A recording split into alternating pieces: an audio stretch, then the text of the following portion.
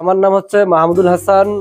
আমি honours complete করি রংপুর সরকারি কলেজ থেকে 2018 সাল থেকে শুরু করছি। পরে ধীরে ধীরে এই ফার্মটা আসলে স্বপ্ন আরো বড় আছে, বড় কিছু করার আশা করা যায়। যেভাবে এগোচ্ছে আমার ফার্মটা, আরো খুব শীঘ্রই আরো বড় কিছু করার সম্ভাবনা আছে। ফার্মের এটা সবচেয়ে বড় গরু। এটা আমার কেনা। এটা কিনছিলাম আজ থেকে 4 বছর আগে 2,65,000 টাকা দিয়ে কিনছিলাম। আচ্ছা। তো প্রথম নিয়ে আসি আমি দুধ পাইছি 23 লিটার। তো আমার বাড়িতে এবার 3 নম্বর বাছুর, এবারে দুধ আসতেছে 35 লিটারের মতো। আমার ফার্মের মধ্যে খুবই লাভজনক যদি গরু থাকে, তো এটা একটা খামার করতে গেলে আপনি যদি গাভী দিয়ে শুরু করেন, সেক্ষেত্রে আপনার সবচেয়ে বেশি প্রাধান্য দিতে হবে গাভী। যে গাভীটা কিনবেন, এই গাভীটার দুধ কতটুকু হচ্ছে। আমি তো প্রথমেই বলছি যে সর্বনিম্ন 15 লিটার। 15 লিটার দুধের নিচে গরু কিন্তু লস দুধের। হাসান ভাই, আসসালামু আলাইকুম, কেমন আছেন? ওয়ালাইকুম আসসালাম। আচ্ছা, আপনি এই পাশে থাকবেন, তাহলে আপনার ফেস ভালো আসবে। ভাই, আসলে গাভীর খামারের পাশাপাশি আপনি আর কি করতেছেন? আমার পেশা মূলত হচ্ছে আমি পশু ডাক্তার। আচ্ছা। পশু ডাক্তার প্রায় 8 বছর থেকে জড়িত এই পেশায়। তো পাশাপাশি আমার এই ফার্মটার বয়সও মোটামুটি 5-6 বছরের মতো হয়ে গেল। 5-6 বছর থেকে আমি এই ফার্মটা করি। ভাই, ম্যাক্সিমাম খামারিরাই বলে বড় বড় গাভীগুলাতে যারা প্রান্তিক পর্যায়ে শুরু করছে, প্রান্তিক মানে যারা ছোট থেকে বড় হচ্ছে, আসলে এই গাভীগুলাতে আপনার নানা জাতের সমস্যা হয়। কি কি ধরনের সমস্যার সম্মুখীন হইলেন? আসলে আমি যেটা জানি, আমাদের দেশি গরুর থেকে রোগ প্রতিরোধ ক্ষমতা কিন্তু ফ্রিজিয়ানের অনেক বেশি। মানে আমি আমার এই 7-8 বছরের অভিজ্ঞতায় আমি দেখছি। তো দেশির চেয়ে যেহেতু ফ্রিজিয়ানের রোগ প্রতিরোধ ক্ষমতা বেশি, খুবই রোগ কম। আমি অনেক ক্ষেত্রে দেখছি আপনার খুরা রোগ বা লেম্পি স্কিন ডিজিজে কিন্তু দেশি গরু মারা যায়। কিন্তু আমার হাতে এখন পর্যন্ত ফ্রিজিয়ান গরু মাঠে কিন্তু এখন পর্যন্ত কোনো গরু মারা যায়নি। সেদিকে খেয়াল রাখলে দেখা যায় দেশির চেয়ে মোটামুটি ফ্রিজিয়ানে লাভজনক এবং রোগ প্রতিরোধ ক্ষমতা অনেক বেশি। বড় গরুগুলা আপনার এখানে অনেক পরিমাণ দুধ পাচ্ছেন, এগুলোতে আমার ম্যাস্টাইটিসের এই ধরনের সমস্যা? ম্যাস্টাইটিসের সমস্যা আসলে এটা সাধারণত ওলান পরিষ্কার রাখলেই মোটামুটি ভালো হয়। তো শেড যদি পরিষ্কার থাকে তাহলে ম্যাস্টাইটিস মোটামুটি খুব কমই হয়। তো ম্যাস্টাইটিসের ক্ষেত্রে আমরা করি বাছুর হওয়ার পরেই উলানটা দহন করে নেই, বাছুরকে শাল দুধ খাওয়ানোর পরেই। তারপরে ম্যাগ সালফার টালফার দিয়ে উলান ভালোভাবে পরিষ্কার করলেই কিন্তু মোটামুটি ম্যাস্টাইটিস থেকে রক্ষা পাওয়া যায়। তার আগে কিছু ট্রিটমেন্ট আছে, এগুলো যদি করা যায়, ইনজেকশন আছে, এগুলো আমরা করি না। যত্নের উপর নির্ভর করে কিন্তু ম্যাস্টাইটিসটা, কিন্তু অত ভয়াবহ আমি এখনো পাই নাই এই ফার্মে। মানে ম্যাস্টাইটিসের কারণে আমার কোনো গরু বিক্রি করা লাগে নাই এখন পর্যন্ত। 2-1 দিনের ট্রিটমেন্টে মোটামুটি ভালো হয়ে যায় ম্যাস্টাইটিস। আসলে মোটা তাজাকরণের বেশি সুবিধা না হচ্ছে আমার গাভীদের সুবিধা? আমি বলবো গাভী তো অবশ্যই মোটা তাজাকরণের সুবিধা আছে। ওটা যদি বড় প্রজেক্ট হয়, আপনার 50টা 100টা তার উপরের প্রজেক্ট হলে মোটা তাজাকরণের সুবিধা আছে। কিন্তু প্রান্তিক যারা 2-4-5টা নিয়ে শুরু করবে, তাদের জন্য মোটা তাজাকরণ ঠিক হবে না। তাদের জন্য গাভীটাই বেস্ট, কারণ গাভী যা খাবে তা দিয়ে খাবে। গাভী যদি একটা গাভী 15 লিটার দুধ দেয়, ও কিন্তু সারা বছর 15 লিটারের টাকা খাইতে পারবে না। সেই হিসাবে আপনার মোটা তাজাকরণ হচ্ছে গাভী অনেক লাভজনক আছে। খাবার ব্যবস্থাপনা আপনি কিভাবে দিচ্ছেন? আমি ওটাতে দানাদার দেয় 6 থেকে 7 কেজি 2 বেলা। আর ঘাস তো আমরা জবা খাওয়াই না, এমনিতে পুরোপুরি ঘাস দেই। আপনার খড়ও ডাইরেক্ট দেই। কাটা খড় খুব কম খাওয়াই, যাতে আমাদের সুবিধা হয়। হজম একটু দেরিতে হয়, পেটটা উঠা থাকে। এক্ষেত্রে মোটামুটি মানে ওরা চিবাই বেশি খায়, জবাটা আমরা খাওয়াই না। আর দানাদারটা বডি ওয়েট ওর বর্তমান 800+। এই অনুযায়ী অত বেশি দানাদার দেই না, 6 থেকে 7 কেজি এটাই হাই। তাতেই আমার এই প্রোডাকশন আছে বেশ মোটামুটি ভালো। ওটা মানে ফার্মের মধ্যে খুব মোটামুটি ভালো একটা অবস্থায় আছে। ওটা দিয়ে আরো 2-4টা গরু আর কি পোষে যায়। গাভীর জন্য মানে বডি ওয়েট অনুযায়ী কি খাবার দিতে হয় না এই ব্যাপারটা? দুধের গাভীর জন্য যে হিসাবটা, দুধ যদি কোনো গরু 15 লিটার দুধ দেয়, সেক্ষেত্রে আমার দিক দিয়ে কথা বলেন। হ্যাঁ, যে গরু 15 লিটার দুধ দেয়, ওই গরুতে সর্বনিম্ন 4 কেজি দানাদার দেওয়া খুব জরুরি আমি মনে করি। কারণ দুধ তো আসলে দানাদার থেকেই হয়। দানাদার যদি না খাওয়ান, তাহলে দুধ কিন্তু অতটা আশা করা যায় না। ভাই, আপনি দানাদার খাবারের পাশাপাশি ঘাস কি রকম খাওয়াচ্ছেন? ঘাস আর খড় আমরা 50-50 দেই। আচ্ছা। খড় যে পরিমাণ দেয়, ঘাস ওই পরিমাণেই দেই। তো তো একটা বড় গরুর জন্য দেখা যায় 10 কেজি ঘাস এবং আপনার 10 কেজি খড় দিলেই যথেষ্ট হয়ে যায়, আর পাশাপাশি তো দানাদার আছেই। ভাই আপনার এখানে আমরা যে গরুগুলো দেখতে পাচ্ছি, আচ্ছা এগুলো কি সবগুলো আপনাদের মানে বাড়ি থেকেই তৈরি হওয়া না বাইরে থেকে?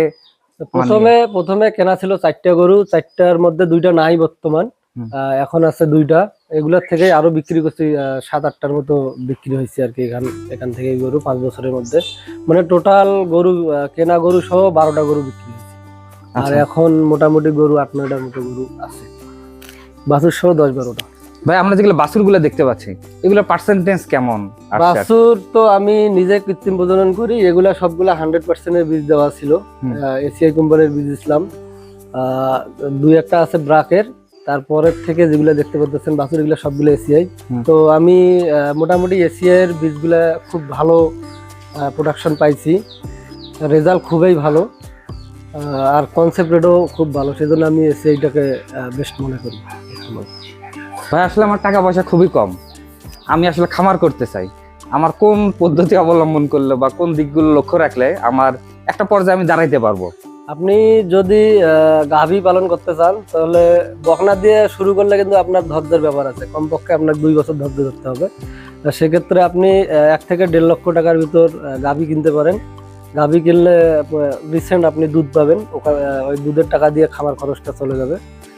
সেক্ষেত্রে আমি পরামর্শ দেবো আপনারা গাভী কিনতে পারেন, এটাই সবচেয়ে বেশি ভালো হবে। একটা গাভী থেকে বাচ্চা হওয়ার পরে আসলে মানে অনেকেই বুঝতে পারে না, যারা আমরা প্রান্তিক পর্যায়ে আছি, যে এটাতে কতদিন পরে বীজ দিতে হবে, বা এই বা মানে এই গাভীটাকে আমরা কিভাবে আবার হচ্ছে প্রেগনেন্টে মানে নিয়ে যেতে পারি একবার সুস্থ অবস্থায় আপনার। হ্যাঁ এখানে তো মানে এখানে যে গাভীগুলো দেখতে পাচ্ছেন এগুলা কিন্তু বাচ্চা দেওয়ার প্রায় 1 মাসের মধ্যেই হিটে চলে আসে। আচ্ছা 1 মাসের মধ্যেই তো আমরা প্রথম হিটটা মিস দিয়ে কিন্তু পরে হিটগুলোতে হিট দেই। তো গরু গাভ অবস্থায় আপনার কৃমির ডোজ এবং ক্যালসিয়ামটা খুব ভালোভাবে করতে হবে, আয়রনগুলো করতে হবে, তাহলে মোটামুটি আপনার বাছুর দেওয়ার 15 থেকে 20 দিনের মধ্যে হিট চলে আসবে। একটা হিট মিস দিয়ে পরে হিট দিতে পারবেন। আর যদি কোনো ক্রমে নাও আসে হিট, পরে আপনার হিটের ট্রিটমেন্ট দিলেই মোটামুটি হিট চলে আসে। তো অনেক গরু ডাকে আসলে কিন্তু চিল্লাপাল্লা করে না, নানান লক্ষণগুলো দেখা যায়, পেশাবের রাস্তা ফুলে যায়, দুধ দাড়ি চাড়াচাড়ি করে। সব গরু তো আর ডাকে না, আপনার খাওয়া দাওয়া বন্ধ করে দেয়, ছটপটায়, এগুলো লক্ষণ দেখলে আপনারা বুঝতে পারবেন যে গরু হিট আসছে, তাহলে বীজ দিলে হয়ে যাবে। আর হিট আসার আপনার 8 থেকে 12 ঘন্টার মধ্যে বীজ দিলে আশা করা যায় কনসেপ্ট করে। ভাই একটা বাচ্চা হওয়ার পরে সেই বাচ্চাকে মানে আপনার কি এফএমডি বা দেখা যায় যে স্কিন ডিজিজের জন্য এগুলোতে আসলে কতদিন পর পর কি করতে হয়? আমরা বাছুর হওয়ার পরে প্রথম 15 দিনের দিনে কৃমির ডোজ এবং আয়রন খাওয়াই দেই। তারপরে 2 মাস পরে আপনার ভ্যাকসিনের সিরিয়ালগুলো 2 মাস পরে আসে। এফএমডি, আপনার লেম্পি, স্কিন ডিজিজ, তরকা বাদলা যা আছে তা 2 মাসের পরেই এগুলো বাছুরকে দেওয়ানো হয়। তো গাভীতে দেওয়া থাকলে কিন্তু মোটামুটি ওই ভ্যাকসিনটা কাজ করে 2 মাস পর্যন্ত। সেক্ষেত্রে এই 2 মাসে আমার জানা মতো খুব কমই হয় এই বাছুরের রোগগুলো, যদি গাভীতে দেওয়া থাকে। আপনার মাসিক কেমন খরচ হচ্ছে, মাস শেষে কেমন আসতেছে, বা বাছুর থেকে কেমন আসতেছে, এই ব্যাপারগুলো যদি একটু আমার আপনার কাছে জানতে। আসলে ওইভাবে আয় ব্যয়ের হিসাব তো আমি করি না। আয় ব্যয়ের হিসাবটা দুধ দিচ্ছে, ওদের টাকা ওরাই খাচ্ছে, বছর শেষে একটা বাছুর পাচ্ছি, এটাই হলো সবচেয়ে বড় কথা। তো পকেট থেকে যা খরচ করা লাগতেছে যা তা করতেছি, কিন্তু দুধের টাকা দিয়ে ওটা আমার পোষে যাচ্ছে। আমি যেটা হিসাব করি, একটা গরুর যদি 15 লিটার দুধ আসে, ওই গরুর টাকা দিয়ে আরো 2-4টা গরু পোষা যায়। কিন্তু সেক্ষেত্রে গাভী আপনার নির্বাচন করতে হলে সর্বনিম্ন 15 লিটার দুধের গাভী আপনার পালন করতে হবে। তো আয় ব্যয়ের হিসাব করে কিন্তু আসলে খামার হয় না। যারা বড় খামার করে, যারা একবারে ডাইরেক্ট বাণিজ্যিক আকারে, তাদের হিসাব নিকাশ আলাদা। আমি আমার ফার্মে ওইভাবে আয় ব্যয়ের হিসাব নিকাশ করি না। বাছুর গুলো আসলে ফ্রিজিয়ানের বাছুর দুধ ছাড়তে ছাড়তে 8 থেকে 9 মাস হয়ে যায়। যদি বকনা হয় সেক্ষেত্রে অনায়াসে 1 লাখ টাকা আপনি পাবেন। আর যদি আপনার ষাঁড় হয় তো একটু কম, 70 থেকে 80 হাজার টাকা পাওয়া যায়। তো বকনার যদি মান ভালো হয় তাহলে আপনার কিন্তু মানে বলা লাগবে না, 1 লাখ টাকা অনায়াসে পাবেন আপনারা, সমস্যা নাই। তো আমার ফার্মে কিন্তু মোটামুটি বকনাই বেশি, ষাঁড় শুধু একটা বাছুর। আচ্ছা ফার্ম দেওয়ার শুরু থেকেই আমি বাছুর আমার মোটামুটি 12 থেকে 14টার মতো বাছুর এখান থেকে পাইছি। তার মধ্যে 3টা বাছুর শুধু ছাড়, আর বাকি সবগুলো মোটামুটি বকনা পাইছি। এবার প্রথম বাছুর দিছে, এই বাছুরটাও আমার হাতের কৃত্রিম প্রজনন করা বাছুর। আচ্ছা, এটা এর মা আমি বিক্রি করে দিছি। এর মাকে আমার কেনা ছিল 1,58,000 টাকা দিয়ে কেনা ছিল। ওটার বাছুর এটা, ওইটার আমি 4টে বাছুর নেওয়ার পরে ওই গাভিটা বিক্রি করে দেই। তো এটাকে ওই গাভিটাকে ব্রাকের 100% এটা বীজ দিয়ে এই বাছুরটা আমি পাইছি। তো এটাকে আবার এশিয়ার একটা বীজ দিছিলাম। এবার প্রথম এটার দুধ আমি পাচ্ছি 17-18 লিটার। আবার হিট আসছিল, হিট দেওয়া হয়েছে 2 মাস হয় হিট দেওয়ার। তো 3 মাসের সময় আমরা আসলে চেক করি, এখনো চেকের সময় হয় নাই। তো বেশ মোটামুটি মানে এর স্বাস্থ্যটা একটু খারাপ দেখতেছেন, কিন্তু দুধের গরুর একটু স্বাস্থ্য খারাপ হয়। তো গাব চেক হলেই মোটামুটি একটু খাওয়ান বাড়ে দিব আমরা। গাবের খাওয়ানটা যখন দিব তখন এমনিতে স্বাস্থ্যটা ভালো হয়ে যাবে। আচ্ছা ভাই, এইটা সম্বন্ধে বলতেন। এটা একটু সাইজ মনে একটু ছোট। এটা ক্রস টাইপের একটা গরু। এটা কেনা ছিল 45,000 টাকা। বকনা যখন ছিল তখন নিয়ে আসা হয়েছে। তো এই বাছুর মোটামুটি এটাও 4টা বাছুর দিছে। এটা হিটে আসছিল, কিন্তু আমরা এখনো হিট দিই নাই। বাছুরের বয়স কম, মাত্র 1-1.5 মাস বাছুরের বয়স। এবার হিট আসলে আমরা হিট দিব। তো এর দুধ কিন্তু কম, 8 থেকে 10 লিটারের দুধ হয়। তো কোরস হিসাবে মানে খামারে মানে প্রথম নিয়ে আসার পরে এর ইপিমেরাল ছিল। ইপিমেরালে গরু মানে প্রচুর সমস্যায়, মানে অবস্থা খুব খারাপ ছিল। ওই রোগ থেকে এখন পর্যন্ত এর বয়স কিন্তু মানে এই ফার্মে 5 বছরের মতো এর বয়স। তো এখন পর্যন্ত আমি এর কোনো রোগ পাইনি। ভাই ইপিমেরালটা যে বললেন, এটা আরেকটু সহজ করে বলতেন। আর ইপিমেরালটা আমরা বাংলায় বুঝি যেটা হচ্ছে আপনার ল্যাংড়া জ্বর। এটার লক্ষণগুলো আসলে জ্বর, টেম্পারেচার 105 থেকে 7-এর উপরে উঠে যায়, অ্যাজমা, শ্বাসকষ্ট হয়, পেট ফেপে যায়। সবচেয়ে বড় সমস্যাটা হয় আপনার অ্যাজমার যে সমস্যাটা, এটা আসলে 24 থেকে 48 ঘন্টা 72 ঘন্টা পর্যন্ত থাকে। তো আমি ট্রিটমেন্ট দেওয়ার ফলে এটা মোটামুটি নিজে ট্রিটমেন্ট করি, যেহেতু খুব ভালোভাবে ট্রিটমেন্টটা করে এটা সুস্থ হয়েছে।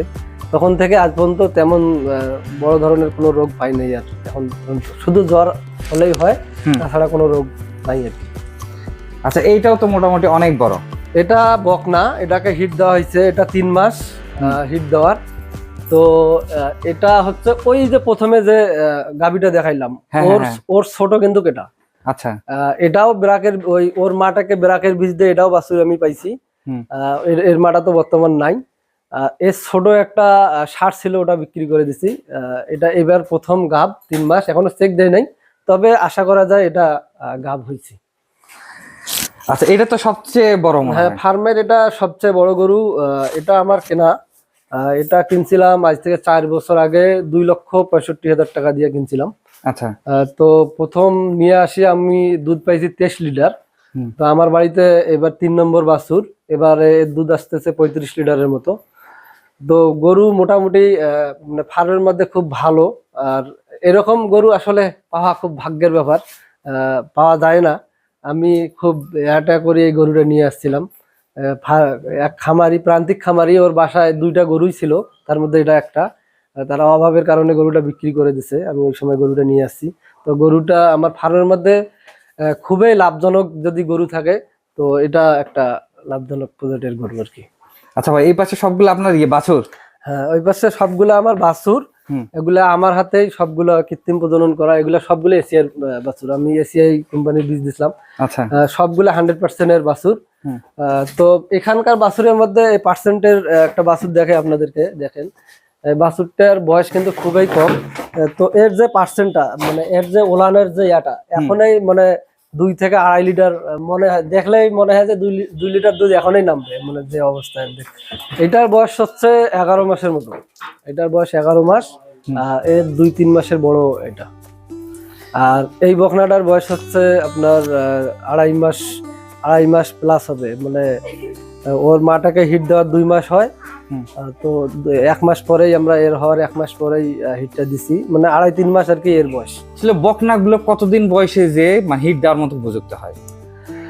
আসলে আমার এই ফার্মে বকনাগুলো 9 মাসেও আমি হিট পাইছি, আর 9 মাসে হিট দিয়েও আমি বাছুর পাইছি। কিন্তু আসলে 9 মাসে হিট দেওয়া ঠিক না, সর্বনিম্ন 1 বছর পরেই, মানে যদি হিট আসে 9 মাস বা 10 মাসে হিট আসে, আপনারা 2-3টা হিট মিস দিবেন, দেওয়ার পরে আপনারা হিট দেওয়ার চেষ্টা করবেন। তো আমি 9 মাসের একটা বাচ্চা তো খুব মানে ঝুঁকিপূর্ণ হয়ে যায়। খুব ঝুঁকিপূর্ণ হলেও মানে গাভ হওয়ার পরে খুব মানে টেক কেয়ার করতে হয়, ক্যালসিয়াম আয়রন টাইরন খুব ভালোভাবে যত্ন নিলে সমস্যা হয় না। আমি মানে সমস্যা পাইনি। আমার ফার্মে 2টা গরুকে আমি 9 মাসে হিট দিয়েছিলাম, 2টারে বাছুর পাইছি। তো খুব কোনো সমস্যা পাই নাই। আমি একটু যত্ন বেশি নেই তো, নিজে সবসময় দেখি। তো আপনারা করবেন কি 1 বছরের উপরে, 1 বছর 12, 13, 14 মাস এই বয়সে হিট দিলে সবচেয়ে বেশি ভালো হয়। আমি অনেক খামারে গিয়ে দেখি বাছুরে হিটে আসার প্রবলেমটা হচ্ছে মেইন। তো আসলে হরমোনজনিত সমস্যার কারণে হিট আসে না, কিন্তু সেক্ষেত্রে আপনাদের হরমোন জাতীয় খাদ্যগুলো একটু বেশি বেশি করে খাওয়াতে হবে। আর বকনার ক্ষেত্রে আপনারা প্রথম 40 থেকে 45 দিনের যে এটাকে যদি মেনটেনেন্স করেন আপনারা, 15 দিনের দিনে কৃমির ডোজ, আয়রন এগুলো যদি টাইম মতো দেওয়া থাকে, আর 3 মাস পর পর কৃমির ডোজ আবার লিভার টনিক জল দেওয়া থাকে, তাহলে টাইম মতো আসলে বকনার হিটটা চলে আসে। ঘাস থাকলেই কিন্তু মোটামুটি ফার্মে দানাদারে খরচটা কম হয়। আপনারা ঘাস যত বেশি দিতে পারবেন দানাদার খরচটা কিন্তু তত কমে আসবে। আর আমি বলবো ফার্মে অবশ্যই অবশ্যই লাভ আছে, আপনারা করে দেখতে পারেন। ফার্মে কখনো গরুতে কখনো লস হয় না। আমি অনেক ক্যালকুলেশন করে, আমি ডাক্তার এগুলি না, কিন্তু আপনারা দেখেন আপনাদের বাসার যে 2-4টা যে গরুগুলো আছে এগুলোতে হিসাব নিকাশ করে দেখবেন। গরু গরু মানে লাভ, গরু মানে লাভ, এর বিকল্প কিছু নাই। আমার নাম হচ্ছে মাহমুদুল হাসান। আমি অনার্স কমপ্লিট করি রংপুর সরকারি কলেজ থেকে। কমপ্লিট করার পরে চাকরির জন্য প্রায় 2-3 জায়গা করার পরে আসলে গভর্নমেন্ট জবের জন্য ধরা টরা খাইছি, টাকা ঢুকা। পরে আমি ট্রেনিং করার পরে 4 বছরের একটা কোর্স করছি, ডাক্তারি কোর্স করার পরে এখানে 2018 সাল থেকেই শুরু করছি আমি ডাক্তারি এটা। তারপরে ধীরে ধীরে এই ফার্মটা আসলে স্বপ্ন আরো বড় আছে, বড় কিছু করার। দেখি বর্তমান আছে কিছু গরু, এখান থেকে কিছু করতে পারি কিনা। তবে আশা করা যায় যেভাবে এগোচ্ছে আমার ফার্মটা, আরো খুব শীঘ্রই আরো বড় কিছু করার সম্ভাবনা আছে। বন্ধুরা, একবারে প্রান্তিক খামারির এবং হচ্ছে আমাদের ডাক্তার ভাইয়ের একটা খামার আজকে আপনাদের মাঝে আমার অভিজ্ঞতা শেয়ার করার চেষ্টা করলাম। আর যারা চ্যানেলটি সাবস্ক্রাইব করেন চ্যানেলটি সাবস্ক্রাইব করবেন। আর যদি সুন্দর বকনা সংগ্রহ করতে চান একবার প্রান্তিক খামারের কাছ থেকে, তো ভাইয়ের তো ঠিকানা থাকলেই আপনারা আসলে তার সাথে যোগাযোগ করতে পারবেন। আজকের মতো বিদায় নিচ্ছি, আল্লাহ হাফেজ।